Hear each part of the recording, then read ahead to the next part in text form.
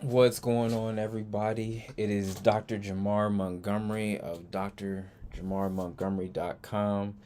Just checking in with you guys. I just got done speaking at the Tech Innovation and Wealth Summit hosted by Mr. Mark Monroe. It was absolutely great. Absolutely great. Um, I was speaking on law, AI, ethics, the whole nine. Great time, great time. I'm going to post a video a little bit later. But what I'm here to talk about, what I'm here to talk about today is Kamala Harris and Joseph Biden. Kamala Harris and Joseph Biden. And it's interesting because who'd ever thought that we'd be in a situation where the incumbent president would be talking about, or there would be rumors that the incumbent president would be resigning, right? Who'd ever thought? Who'd ever thought that something like that would happen? What's going on, everybody? What's going on? How's everybody feeling? I am Felicia. Felicia, what's happening? R. Connor, what's going on? Jason, what's happening? The Whirlwind Lancer, Pogus 718, and Rashid Anderson, what's happening? Um, who'd ever thought, right? Who'd ever thought that we'd have President Biden talking about, or the rumors would be that President Biden would be leaving office. Um, Jason said it happened before back in 68. Very interesting. 68, are we talking about Nixon?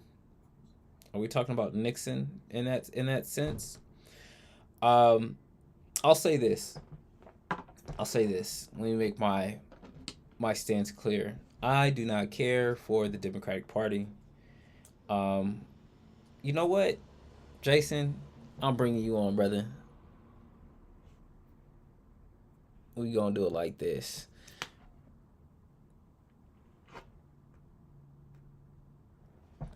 Sometimes you gotta pop out and show 'em. Certified boogeyman. I'm the one that up the skull with him.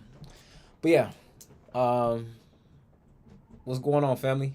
What's going on, Mom? Can you hear me? I can hear you loud and clear. Yeah.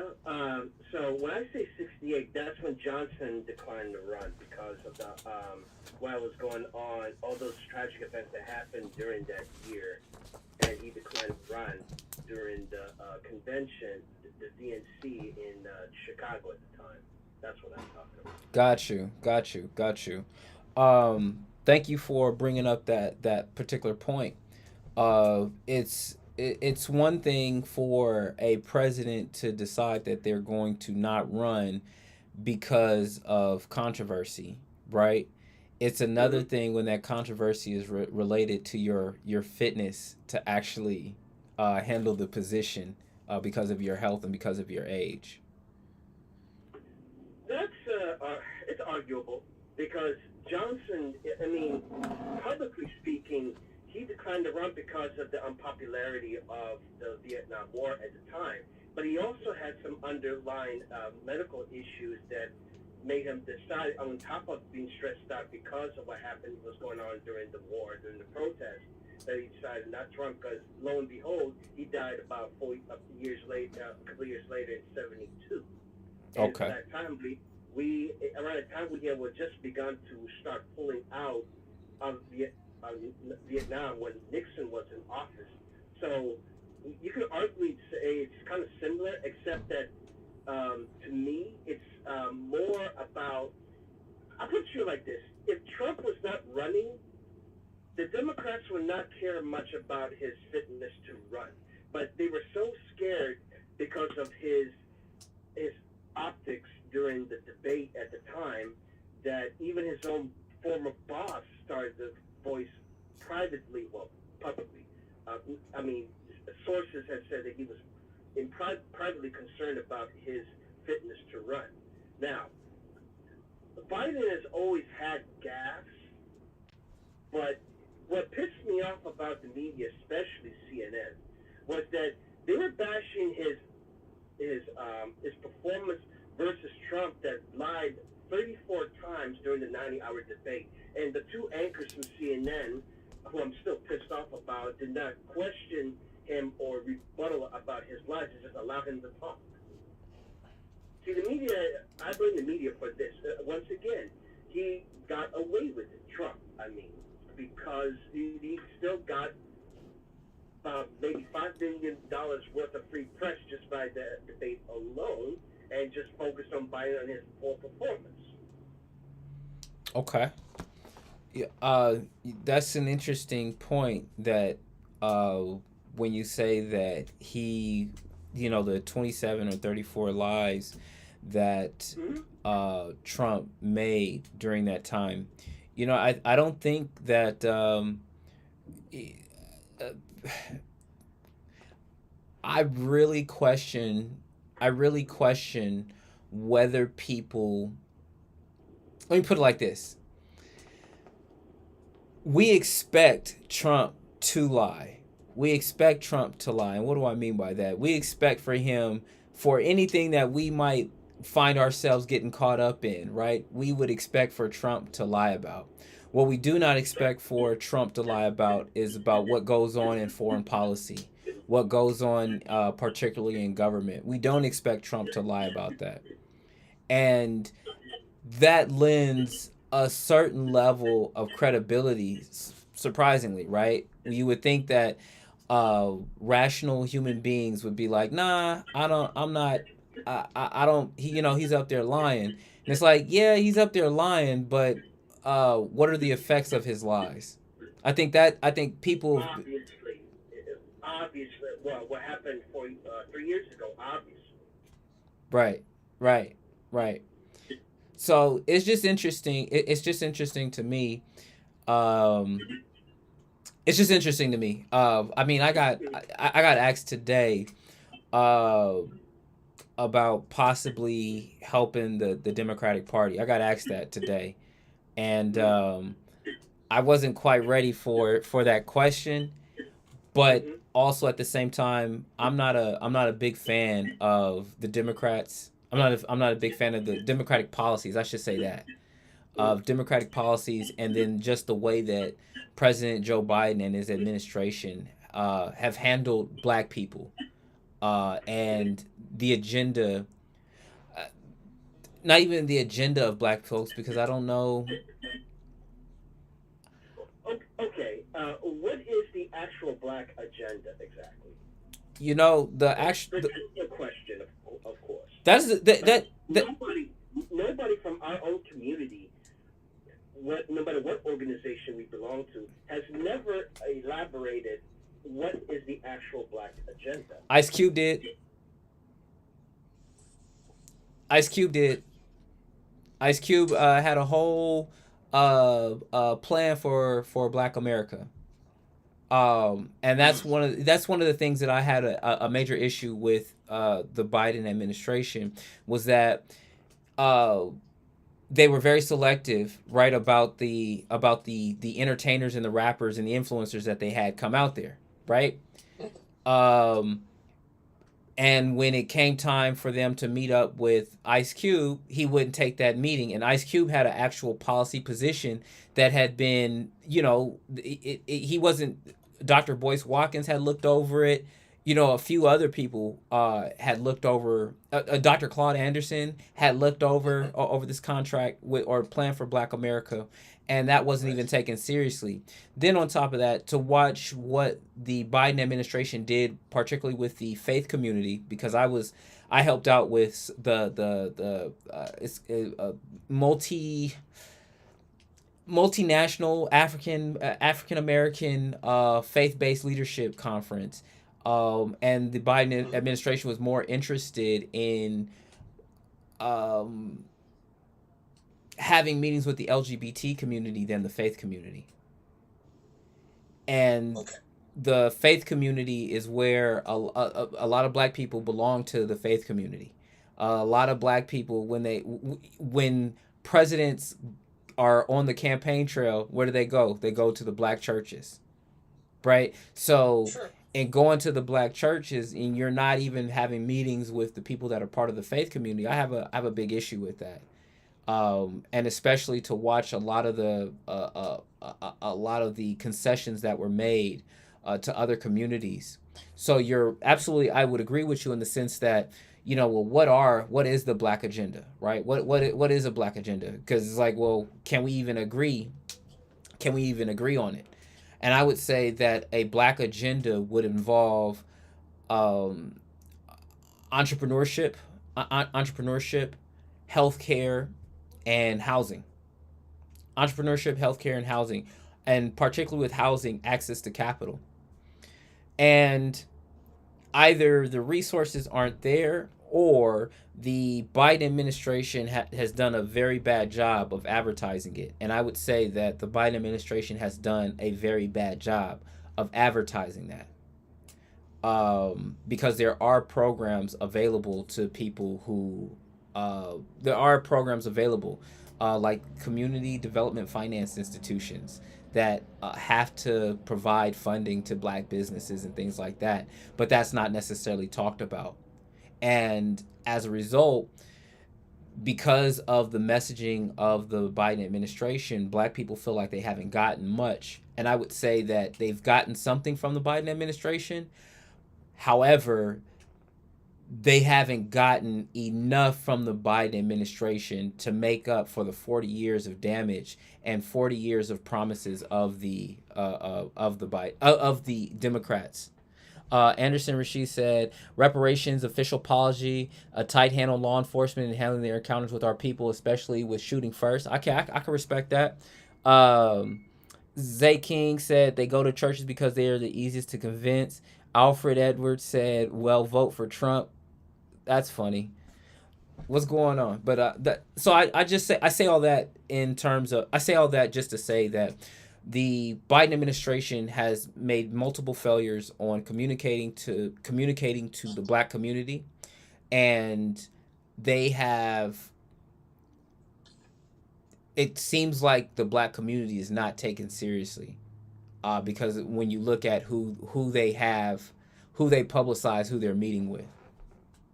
Despite the fact that we have the lowest unemployment rates more than his own former boss, we actually are unemployed by maybe 2.9%. Despite the fact that we actually have more funding for HBCUs than the previous two administrations, despite the fact that we have more capital and more small businesses and get more business loans from the agency of the Department of Small Businesses and such, and black people are still saying it's not enough. I mean, I'm kind of, this man had done more for black people than Obama did, because Obama was not even a leftist; he was a centrist as at best. Hell, Biden is far more left, even though he's a moderate, more left than his own former boss was. So, if you want to, I'm sorry, if you want to talk about reparations, here's what you do. How about you have the incumbent president propose term limits for justices in the Supreme Court? Because the last time I checked, the Supreme Court has, because majority conservative, have been slowly eating away at various portions of the civil rights bill to a point that you might as well just destroy stare decisis. Clarence Thomas made it his whole mission in life to basically said, we might as well just don't have civil rights at all, not even for us black folks, and use it in the Constitution as toilet paper. that's interesting. That's interesting. Would you say that it's the Supreme Court, or would you say that it's the people that are bringing the litigation there? Because I asked that question in terms of, It seems to me that these concerns, because we both know that John Roberts lost complete control, or is just complying with this the former administration by taking in cases that will actually lean the country to the right, when the majority of people are actually leaning to the left. hmm, Isn't it interesting that most people don't understand that because these idiots either voted for Trump or stayed at the couch, he was allowed three justices to get into the Supreme Court, and lo and behold, we have overturning of Roe v. Wade. And we might as well just the immunity clause that they just decided on. I mean, he might as well be an emperor at this point if he ever takes office again. To me, the, we have the Supreme Court. The Supreme Court is passing a right wing agenda that the majority of us, as all Americans, do not want to do. So, if you want to actually do reparations, start from the Supreme Court. Especially, hopefully, that Clarence Thomas dies. So we don't have to deal with his, intransigence, and also about how he's about to destroy his own people. I don't see it that way. I don't see it that way. Fair enough. I see it. I see the thing about the Supreme Court is that it one day the rabbit's going to have the gun, right? And so if you believe that the Supreme Court is eroding away, like the presidential immunity, that doesn't apply to just a Republican. That doesn't just apply to Republicans. That applies to it applies to both sides, right? But the problem is because of that, he basically is the Supreme Court is basically saying that when the riots happened on January 6th, he was doing it under official duties. And oh, by the way, he also has granted immunity because he took documents, top secret documents to him in his own estate in Florida, to a point that he was going to actually destroy our national security against our foreign enemies. Did you read the did you read the court opinion? Yes. It is absolutely bogus. Oh, okay. Absolutely bogus. Because that's not what I got from the court opinion. That's not what I got from the court opinion. What I got from the court opinion was that basically that there is a presumption, right? There's a presumption that before you tell me who actually wrote the opinion, was it Alito or was it Thomas? I want to say it was Alito. Oh, Steve, he has no credibility either. Hold on, let's see, because I did a live on that one not too long ago, as a matter of fact. So let me pull that up real quick. I'm gonna pull up my notes for y'all, so we gonna get to the bottom of this. And while you're doing that, here's my problem. The jobs of Supreme Court justice is to interpret the law, but what they're doing is they're constitutionalists. They're basically saying, "Oh, this is what the founding fathers would have said." No, the fuck they didn't. They wrote the Constitution in such a way that it could be interpreted for the time that it has to be interpreted, regardless if it was actually, it was almost written back. It was ratified in 1789. I'm gonna answer your question though. I'm gonna get to your question. Keep cooking. Keep cooking. No, that's what I'm saying. That they have these guys. Roberts lost the court since 2016 when Scalia died.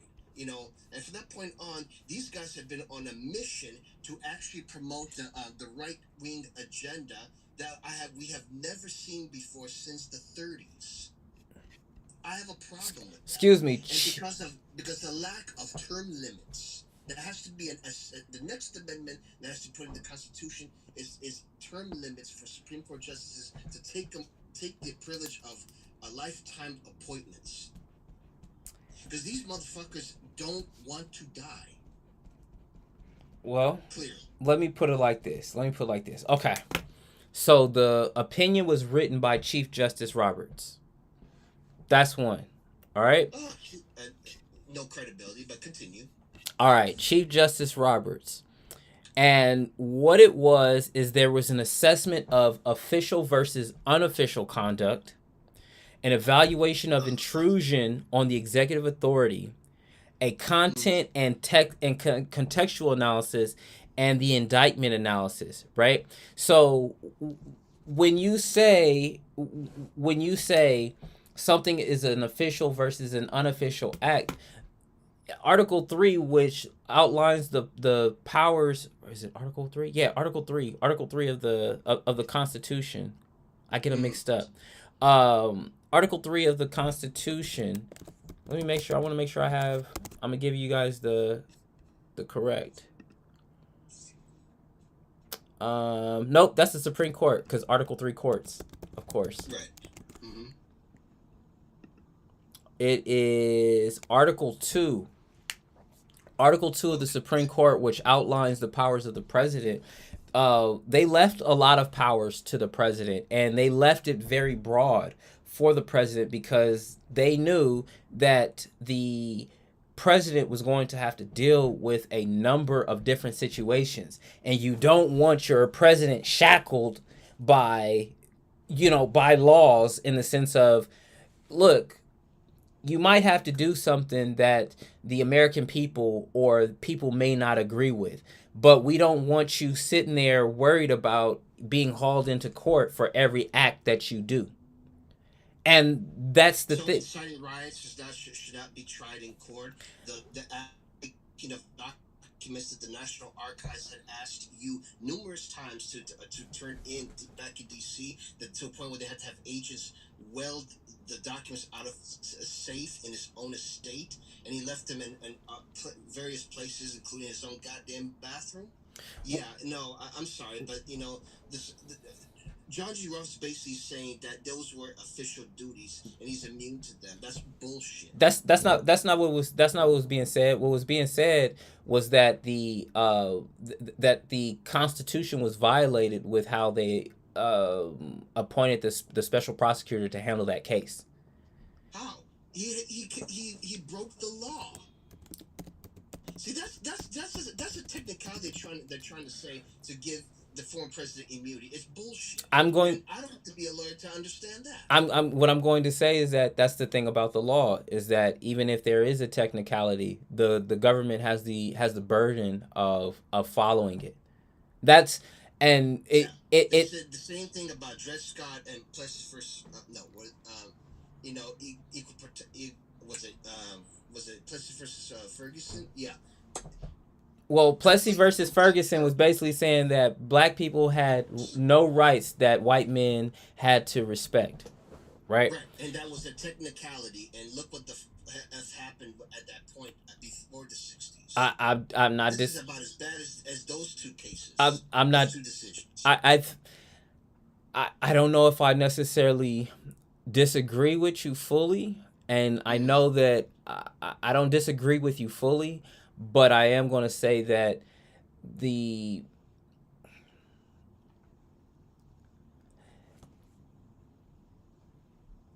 things move from side to side. So on one hand, you might have conservative justices today, but this law is going to be cited for the next 50, 70, 100 years if it's not necessarily overturned, right? Because of lifetime appointments. Do you think that I think that lifetime appointments are, I don't necessarily think that there's a problem with lifetime appointments because really?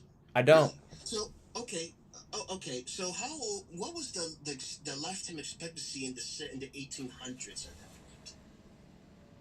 I don't know, maybe 60 years old? 40, 50 at most. Now now you come to a point where you have a lot of these justices who are conservative, who are basically living in a world that is not exactly how the rest of the country works, and they're making decisions for people that's going to affect them for a lifetime. Like, for example, women, like overturning of Roe v. Wade, to a point where people have lost faith in that specific branch of government. Okay, now let me ask you this question. So the same way that people are losing faith in their government, what are those people who are losing faith in their government? What are they going to do?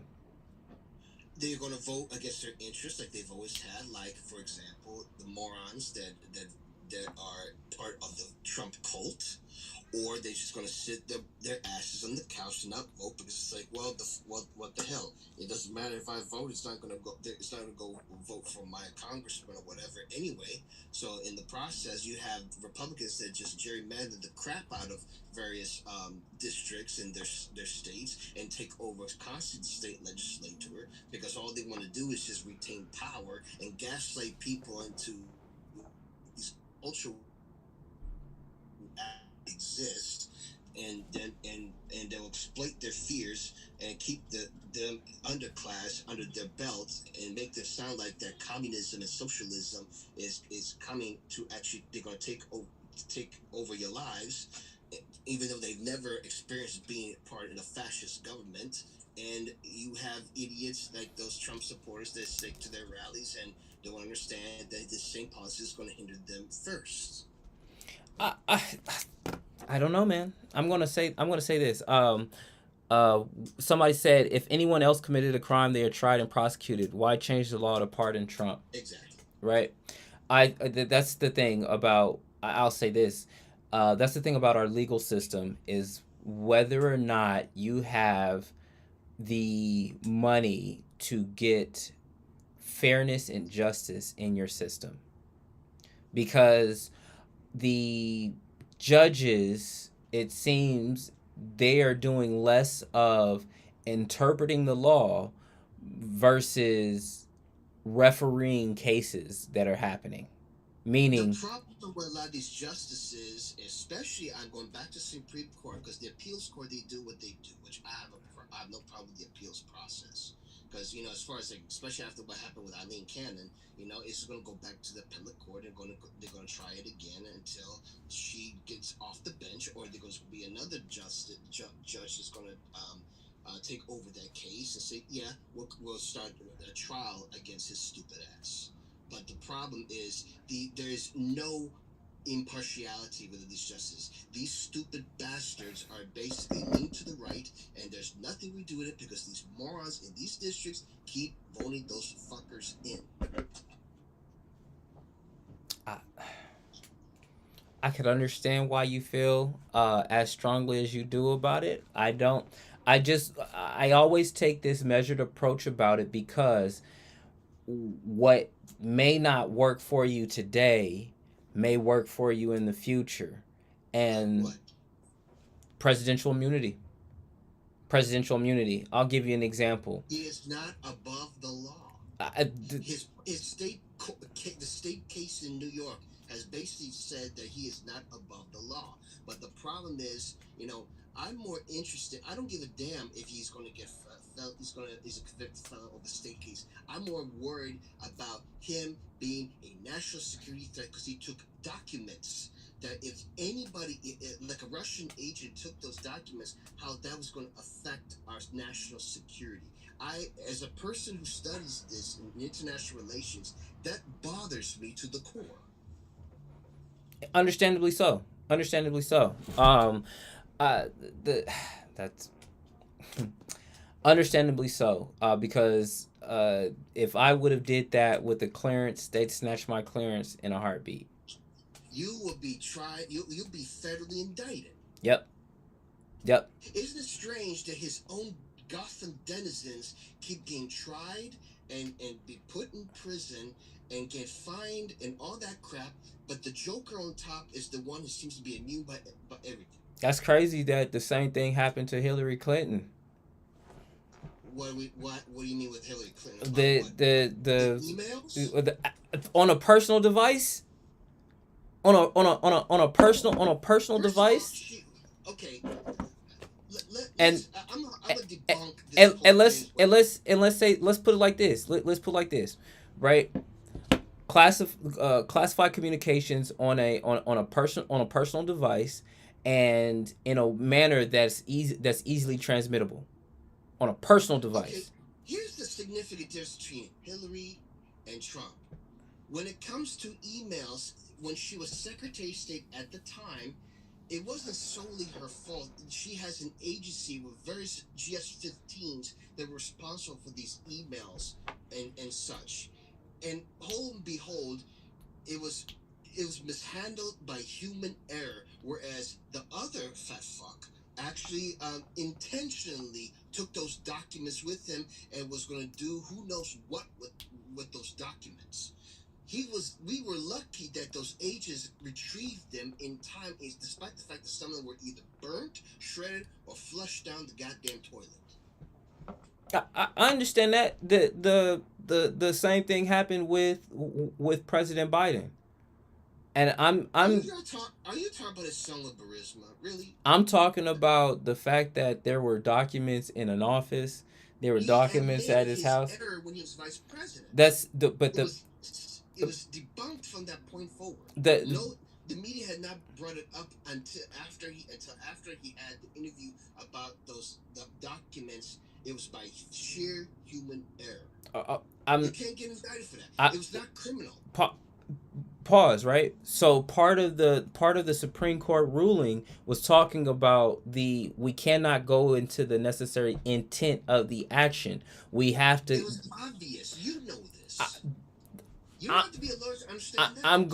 I'm what I'm going from is the legal argument that is made, right? So the legal argument is if if there was a reason for those documents to be there at that time, that was part of the powers that were afforded to him, then we have to give the benefit of the doubt of why those documents were there, and we can't necessarily of that particular act, right? Okay, let me ask you this question.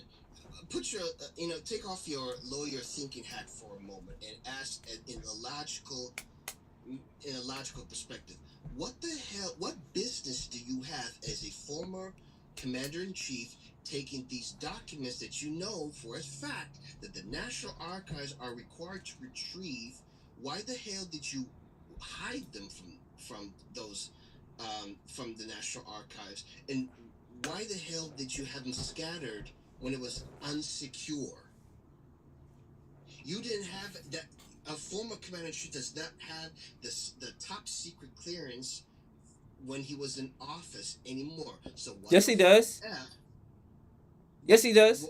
They still it's for the documents. So what I'm saying is that you still receiving you're still receiving briefings. Yes, you do, but I'm talking about actual national security documents that the CIA would need for doing their daily operations. This has implications, especially when it comes to the Department of Homeland Security and the Department of State and the CIA and the FBI.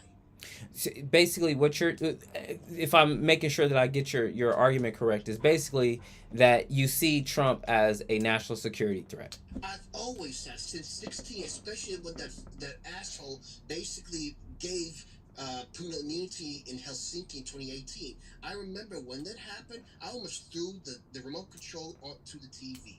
Now, that's how pissed off I was. Now, I would say that either 50 million Americans either don't think that, or that's not big enough. That's not a big enough issue for them. Because they are stupid as I said this to you time and time again, that the average American is stupid as stone when it comes to civics, history, and politics. They have no understanding of it other than me and you, because we actually worked for the government in some capacity or another. That there are far more nuances that that they need to understand that, and they don't. Yeah. I hear you.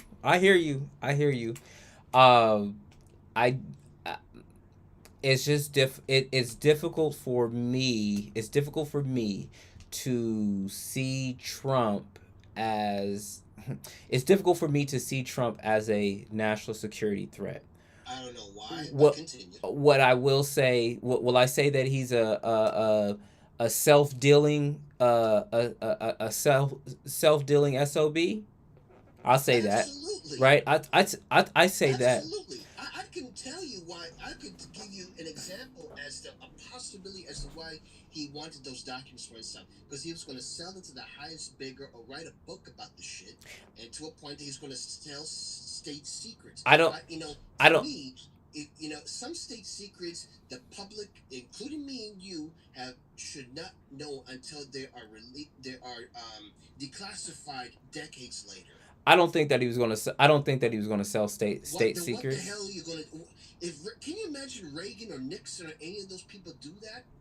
Can you imagine them doing that? I damn sure don't. What the fuck? Excuse my French. Was he gonna do with them? For what purpose? It Besides using it as toilet paper. it definitely, definitely raises some questions. Definitely raises some questions. If I I don't. was in the CIA, I'd be pissed off at. They're like, what the f are you doing with those documents? My agents in the field are going to get killed because of your fat ass. Yeah. That's what I would say. See, the problem, like you said, most people don't have the understanding or the concept of what national security is, or the implications of national security is, or what national security threats are. People like me and you have actually lived it in a certain era and actually understand. We had jobs where we had an understanding about what OPSEC is, Operation Security, for those who don't know. Yeah. I think that's one of the reasons why it's good for these things to be litigated in court, right? To be able to hear what are the arguments and also be able to hear the facts, the facts of the case.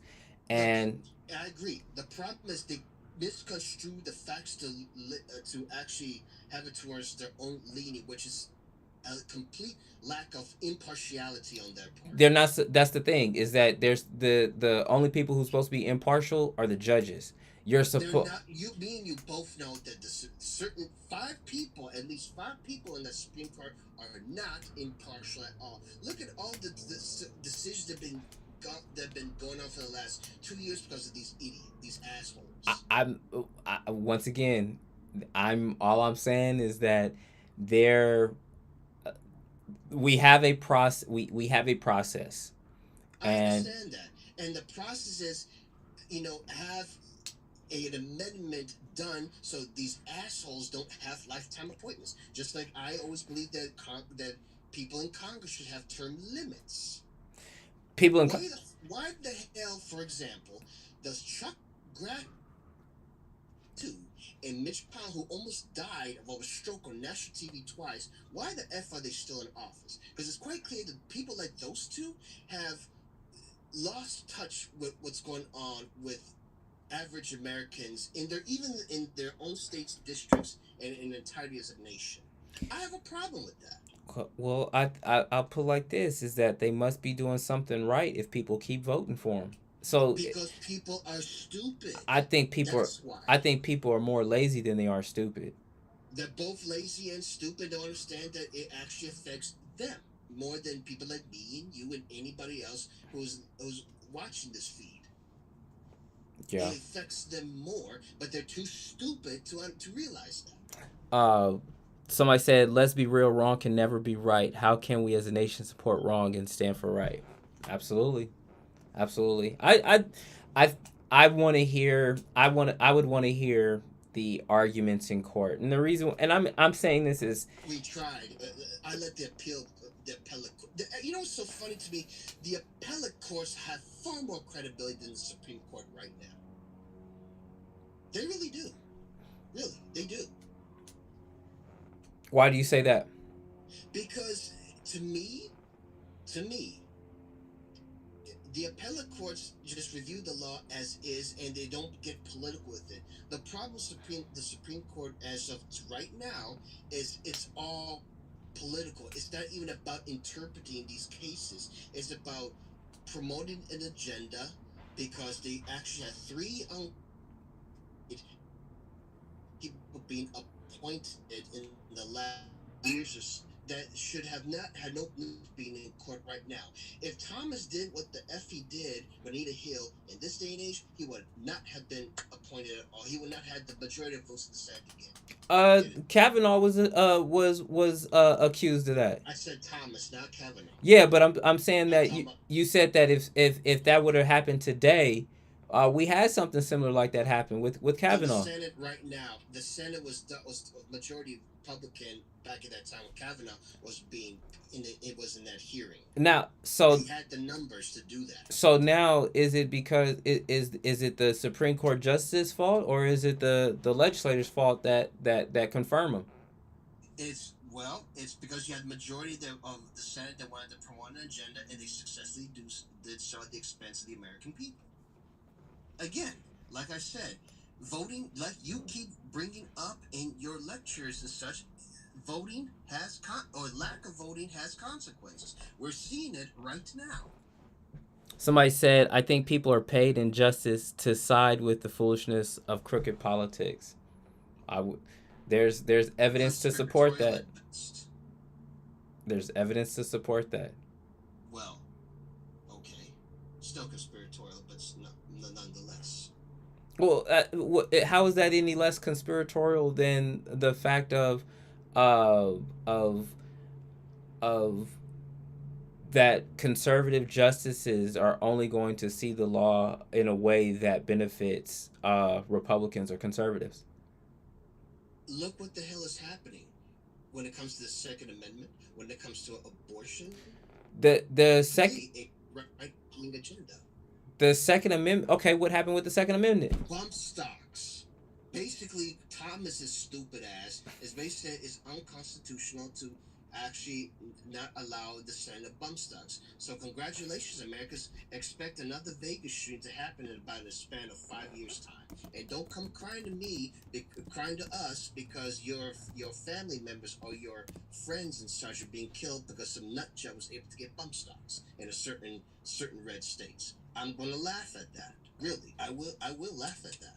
Let's see. Because you allowed somebody to actually appoint 3 justices who weren't qualified for the Supreme Court from the very beginning, and now they're coming with this right-wing agenda that's going to hurt Americans in the long haul.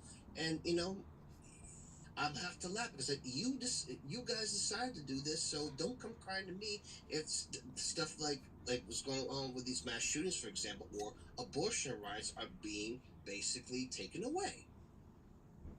I don't want to hear it. Really, I don't.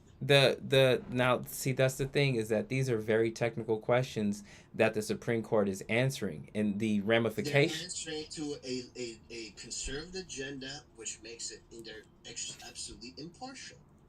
I don't see it. In essence, what I'm saying to you is they are in centuries from now, when we're all dead, they will be on the wrong side of history when it's all said and done.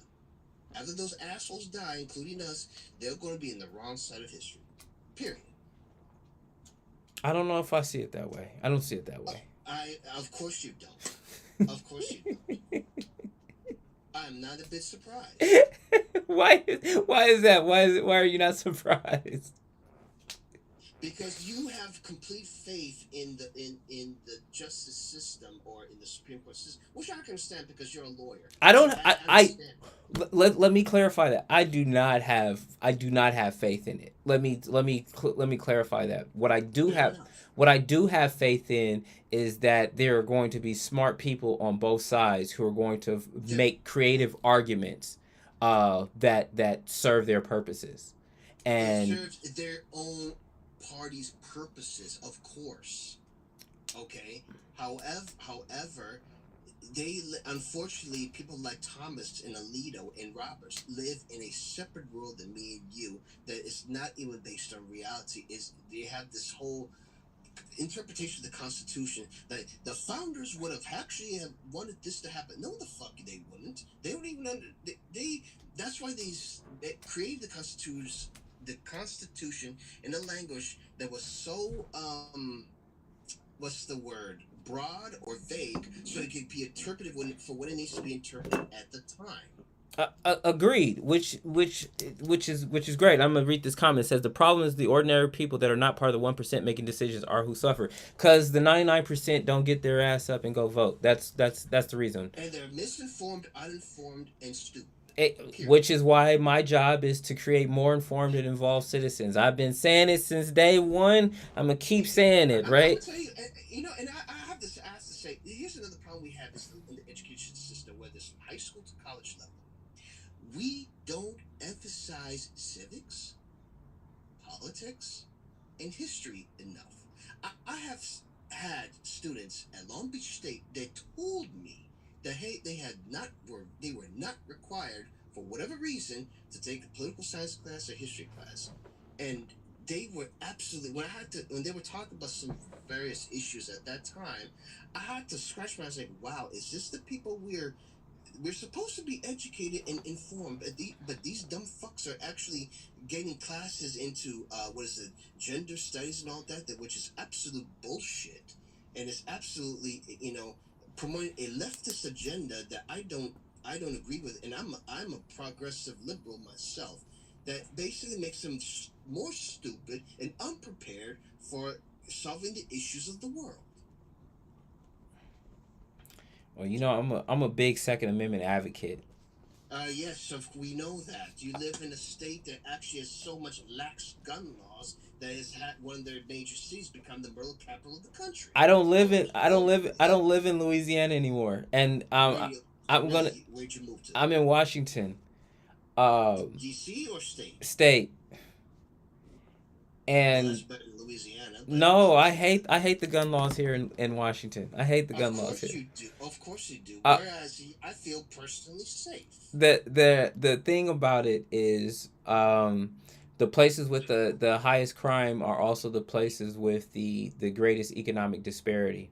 So that's one That's that that's nowhere. right. So guns just make it just are tools that make it easier. And the reason why I'm a big Second Amendment advocate is because of what the law says.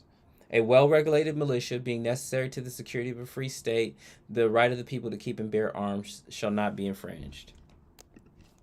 You know what the problem with the conservatives of the far right is? They misinterpret what you just said about the Second Amendment, because they don't that at the time when the Second Amendment was actually written, there was we had state militias and not an actual federal military at the time.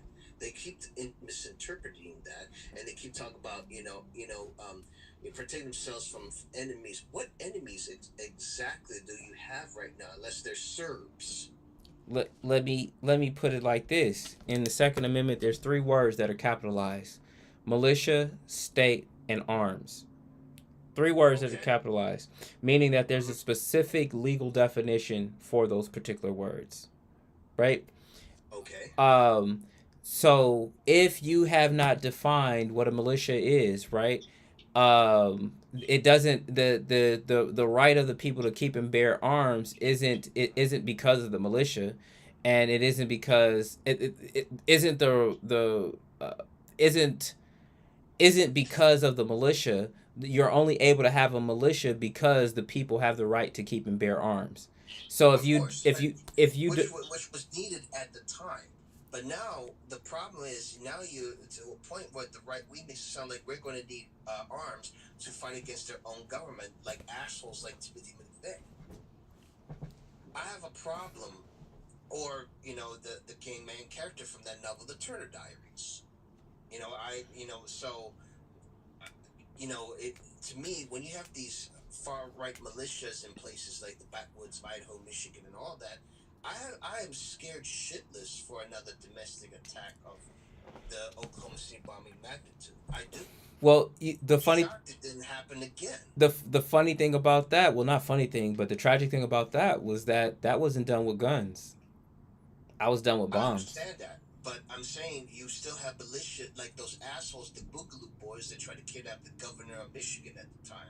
These bastards were straight domestic terrorists. They used the Second Amendment to actually find their own legitimate government when it was actually a legitimate government. I have a problem with that. One man's terrorist is another man's freedom fighter. Yes, but so basically, the ones that invaded the Capitol January 6 were freedom fighters. I think not. They were domestic terrorists. Especially the veterans who were there. They were absolute. That was complete treason. That makes my blood boil to this day. I could agree with you. What I'm saying is that being able to understand the other side, as crazy as it might be, right? As crazy as it might be, that if you believe in your heart of hearts that your government has now become tyrannical, then the same way that the framers of the Constitution were considered traitors and were considered terrorists and enemies of the crown, right? To Okay. be able to establish their own a government that they felt was free and fair. Um, But at the time, right? But we also understood at the time they had no choice but to form their own country and government th- because the crown was not listening to them about taxation without representation. and people are feeling the same way that their government officials and government executives aren't listening to them. Person said that is not totally true. I serve as an election judge and advocate for others to vote. Well, great. I'm happy that you are involved in that. I'm saying that people as a whole, not you as a specific individual, but people as a whole. So you're right on that. They said I am But upset. we are talking about Joe Soap, who is impoverished and doesn't understand that their lack of political participation affects them personally. Yep. See, I knew, for example, and I'm gonna be a little anecdotal about this, about what happens when I don't participate in the political process. Because guess what? I was in Iraq. That affected me. What the Bush administration did affected me personally. So I have an idea, without sounding fooling myself, what happens when you don't participate in elections and the like. Absolutely.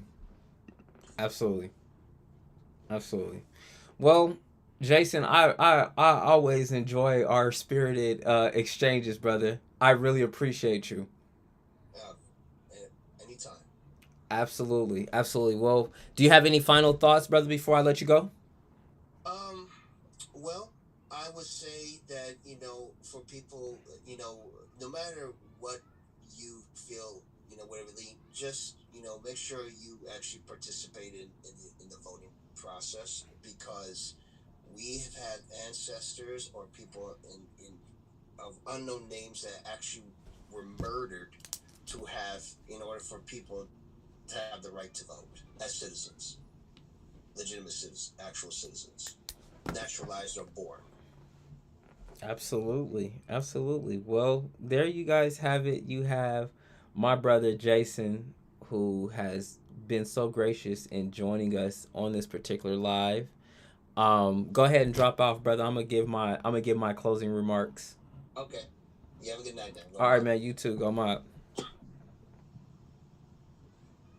So, everyone, as you have heard, this spirited debate between, well, not even spirited debate, but a spirited exchange of ideas between my frat brother and myself of how not being involved in your government, how it can affect you, and that the government has real consequences when you are involved and when you are not involved. The user said, I agree, we have to participate, at least be able to say we did with our part. Absolutely. Which is why I encourage everyone. Here's your civic starter pack. Um, Anyone that is interested in learning about civics, I will release my course to you. I'm going to have it on my website within the next couple days of www.drjamarmontgomery.com. If you're interested in getting my civics course, please feel free to hit me up, send me a DM, and I will send it to you for free.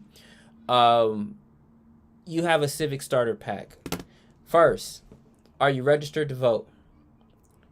But in order to register to vote, you need to have an ID. You need to have your social security card. There are certain documents that you need to have as an American citizen. You need to have an ID. After you get your ID, what I want everyone to do is to get their passport. Get your passport. I was looking for my passport. Go get your passport. Why? Why should you have your passport? Because you now have a state ID, right? And you now have a federal ID in the terms of a passport, and also get your passport card. After you do that, the next thing that I want you to do is I want you to go to your city council meeting. I want you to go to a legislative meeting. Then I want you to go sit inside the courtrooms. Then I want you to go and listen to any public address by your city mayor, then also by your governor. Those are the things that I want you to do. Why are you doing that?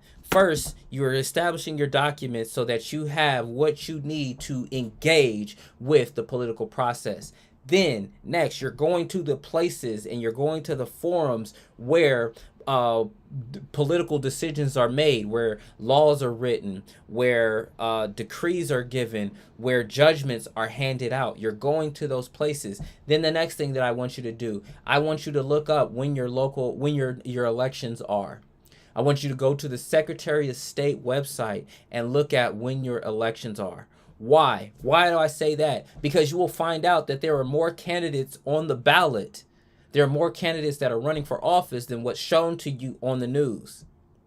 You need to be informed and involved in your government. This is how you do it. You need to, one, like I said, go get your documents. Two, go to the places where the decisions are made. Three, now find out who are the people who want to be involved in that in that particular process. The next thing that you need to do after you start researching the people who are on the finding out who's there, who's actually running for these particular offices, I then want you to go and research each and every person. Look them up on Google, look them up on LinkedIn.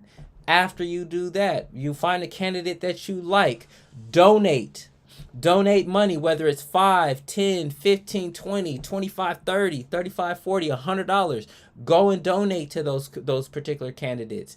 After you have done that, you have now found the candidate. You've found the candidate, researched the candidate, donated to the candidate. Then I want you to vote for that candidate. Oh, it doesn't stop there. After you have voted for that candidate, I also want you to, donate and volunteer for that candidate. After you have done that, after you've done that, I want you to vote for that candidate. Then after you voted for that candidate, I want you to do this final thing. I want you to become a candidate. That is being involved in the political process. That's what it means to be a true citizen. Getting involved. User said, do you realize during the primary election in Baltimore, people were allowed to register at the poll? That's great.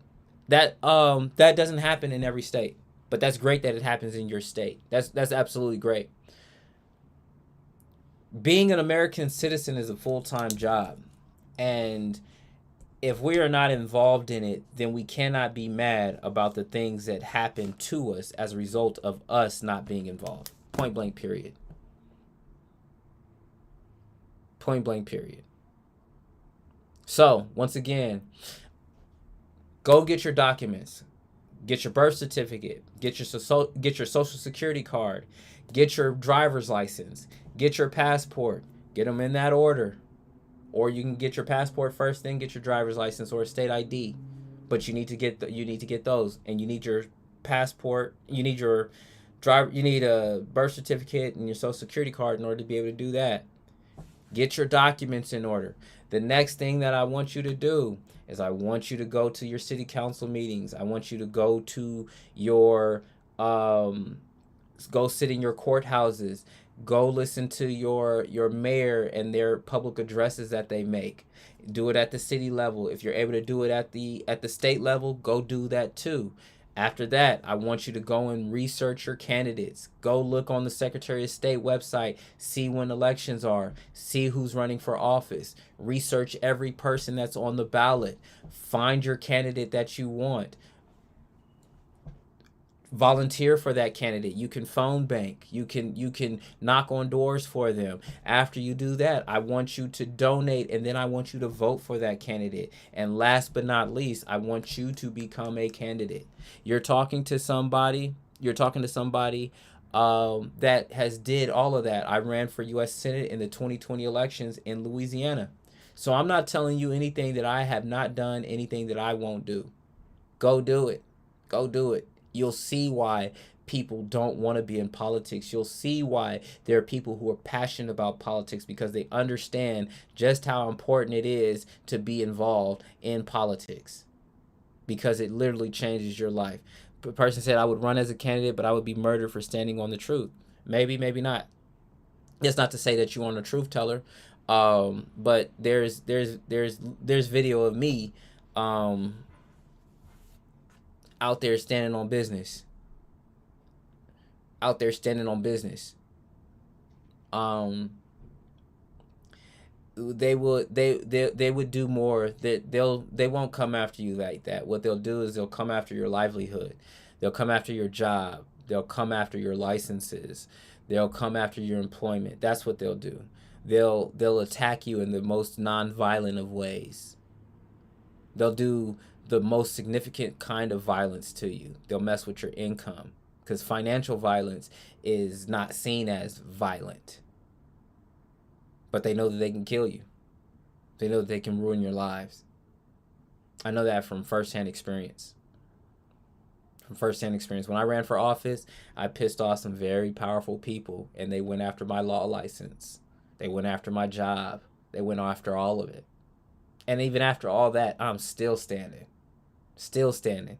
So,